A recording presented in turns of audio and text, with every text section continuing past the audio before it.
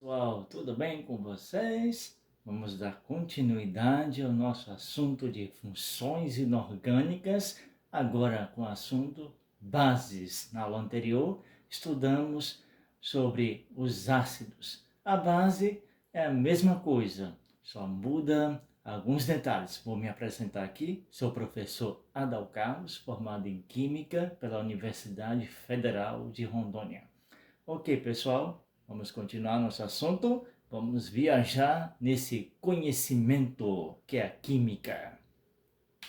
Então, vocês viram, conhecem as abelhas, né?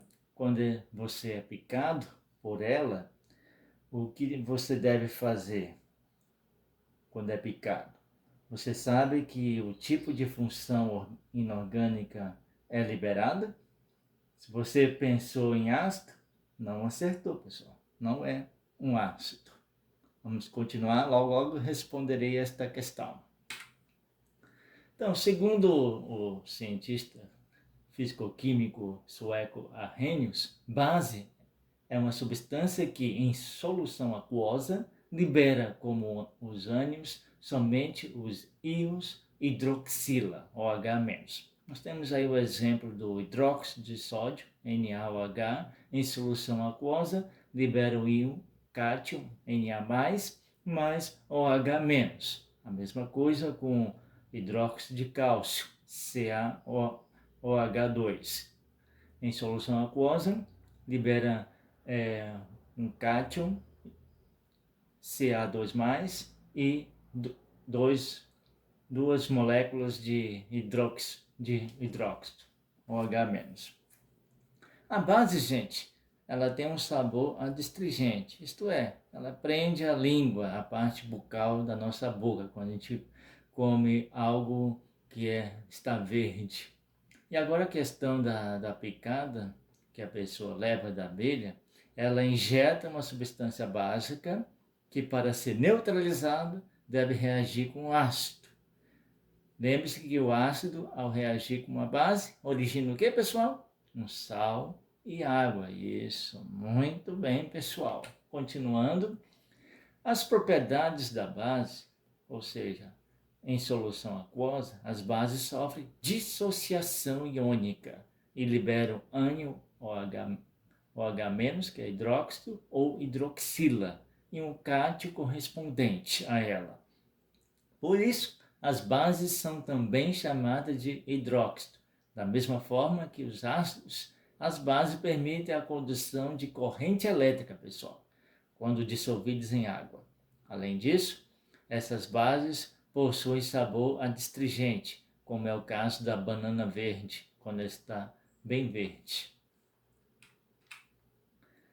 Quanto à nomenclatura das bases, o metal, quando o NOx dele é fixo, a regra é hidróxido, que é o prefixo, mais o nome do metal correspondente a ele. Quando o NOx do metal é variável, aí nós colocamos o prefixo hidróxido mais o D, e o metal mais o NOx do algarismo em algarismo romano, que às vezes o metal ele é de transição. Às vezes tem um NOx 2 e um NOx 3 variável. Aí tem que colocar o número em algarismo do lado, como vamos ver no exemplo abaixo. Quando a base pertencer ao metal com NOx fixo, que é no caso KOH, que é hidróxido de potássio, e o MgOH2, que é hidróxido de magnésio, e quando o elemento está ligado a uma hidroxila, possui NOx variável. Nós temos exemplo, o ferro. O ferro tem um NOx 2 e o NOx 3. Ou seja, quando é 2, ele precisa de duas hidroxilas para estabilizar. Então o nome dele é hidróxido de ferro 2. E quando o NOx do ferro é 3, ou seja, precisa de 3 hidroxila para ficar estável. Então o nome será hidróxido de ferro 3. Ok, pessoal? Dúvidas? Podemos continuar? Vamos nesta viagem. Ainda continuando na nomenclatura, quanto ao número de hidroxilas, Quando for monobase, significa que possui apenas uma hidroxila. Nós temos aí o exemplo. Quando é dibase, possui 2 hidroxilas. Tribase possui 3 hidroxilas. Tetabrase possui 4 hidroxilas. Nós temos aí o exemplo de cada um das hidroxilas. Ok? Podemos continuar? Vamos lá. Aí nós temos o exemplo de uma base que a gente vai escrever pelo nome hidróxido, seguido de o nome do cátion correspondente a ele. KOH seria o quê? Hidróxido de potássio. O outro, hidróxido de sódio. Vamos ver. Aqui nós temos aqui, quando tem 2 hidroxilas ligadas ao ferro, é porque o ferro tem um número de oxidação mais 2. Então seria hidróxido de ferro 2, porque a carga do ferro é mais 2. E aqui nós temos o hidróxido de ferro, sendo que são 3 hidroxilas, ou seja, a carga, o número de oxidação do ferro aqui é mais 3. Então o nome será hidróxido de ferro 3. Dúvidas, pessoal? Vamos continuar. Qualquer dúvida, escreva aí no comentário. Então, algumas bases são solúveis e outras são insolúveis, né? E a solubilidade em água dessas bases, ela vai diminuindo na tabela periódica de famílias, a partir de 1 alcalina, 1A, 2A, e vai diminuindo da esquerda para a direita e aumenta a solubilidade de cima para baixo. Aí nós temos o exemplo das bases solúveis e das bases pouco solúveis e parcialmente solúveis. Quanto à força da base, quando a base é forte, os hidróxidos iônicos solúveis em água, como hidróxido de sódio, hidróxido de potássio, hidróxido de cálcio e hidróxido de bário. E quando as bases são fracas, elas são insolúveis em água, que é, no caso, o hidróxido de amônio. O hidróxido de amônio é a única base que é solúvel e fraca, e de caráter molecular. Além disso, é produzida pela ionização da amônia, NH3, em água, formando o hidróxido de amônio. Aí nós temos aí os exemplos, né, das famílias do grupo 1, que é os metais alcalinos, e os metais alcalinos terrosos, que são fortes, bases fortes. E as bases fracas, nós temos aí o hidróxido de amônio, o hidróxido de berílio, magnésio, por estar na família dos alcalinos terrosos, é a única base que é fraca. E as demais bases que nós conhecemos, a maioria são fracas. Aí nós temos indicadores, né? 3 tipos de indicadores. Quando você mergulha em solução na base, no caso da fenolftaleína padrão, que a gente usa em laboratório, fica vermelho. O papel de tornassol fica azul. E o alaranjado de metila fica amarelo. Ok, pessoal? Em meio básico. Já meio ácido, nós aprendemos na aula anterior. E vocês podem observar. Aí nós temos as figuras das cores dos indicadores, ácido base. E a nomenclatura das bases que a gente vimos, né? Vamos praticar, né? E a primeira base que apareceu é o hidróxido de sódio. A segunda base, hidróxido de amônio. E a terceira, hidróxido de cálcio. A quarta, hidróxido de alumínio. A quinta, hidróxido de magnésio. A sexta, hidróxido de potássio. A sétima, hidróxido de lítio. E a oitava, finalizando, hidróxido de bário. Para vocês aprenderem que não é tão difícil dar a nomenclatura, ok? Quando o elemento forma duas bases, quando tem duas bases, aí devemos seguir a regra do NOx maior e do NOx menor. Quando for maior, a terminação será ICO. Quando for menor, uso. Vamos ver o exemplo? Aí nós temos o hidróxido de ferro, 3, ou seja, porque o ferro tem um número de oxidação 3, então a nomenclatura oficial é hidróxido de férrico ou hidróxido férrico. E o próximo, hidróxido ferroso, porque o ferro tem um número de oxidação mais 2, por isso que tem duas hidroxila. Então, hidróxido ferroso. Prosseguindo, aqui nós temos o exercício para vocês praticarem em casa. E a resposta eu vou dar nos comentários de acordo com vocês responderem essas questões.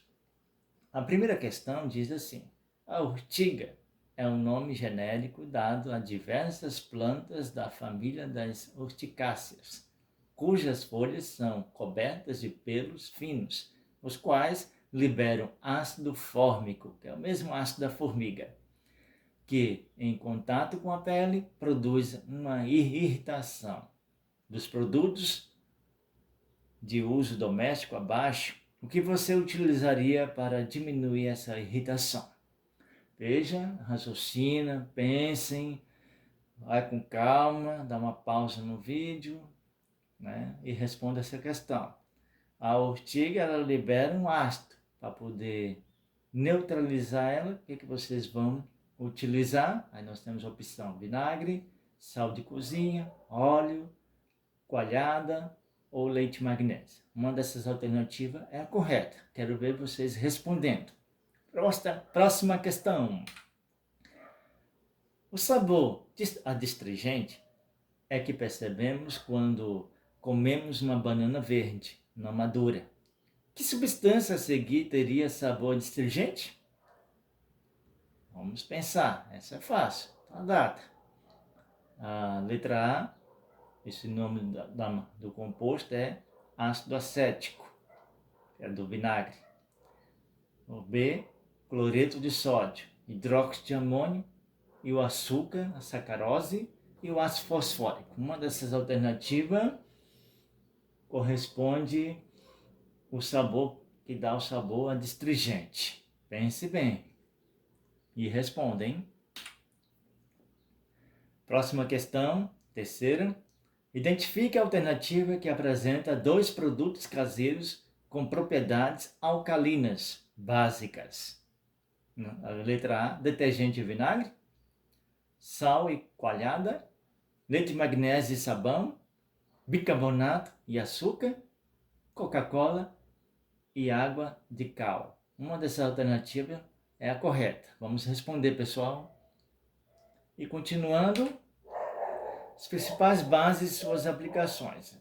Hidróxido de sódio ou soda cáustica é usado para a fabricação de sabões. É o que eu faço aqui em casa. Eu faço sabão usando óleos ou gordura. Eu uso mais óleos que é usado nas frituras.